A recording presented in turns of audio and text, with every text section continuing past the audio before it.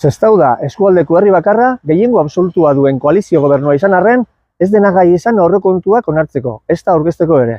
Eta legegintzaldiaren 3. urtean gaude jada.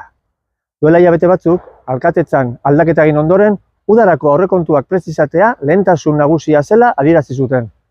Aurrian gaude eta aurrekontuen arrastorik ez dago. Hori bai, sare sozialetan esaten digute Sestao martxan dagoela, egiten ari diren obrak aipatuz. Baina ez dute esaten, obraren batek bi legegintzaldi baino gehiago behar izan dituela hasteko. Errealitatea da, Sestao ez dagoela martxan. Sestao oso berandu doa. Gainera, iragartzen digute 2026a azelerazioaren urte izango dela. Baina orduan, zer egin dute 2022tik ona? Sestaok inbertsio berriak eta proiektu berriak behar ditu. Eta horiek gauzatzeko aurrekontuak onartu behar dira. Ea denok ekarpenak egiteko aukera dugun, behingoz Sestao benetan martxan jar dadin.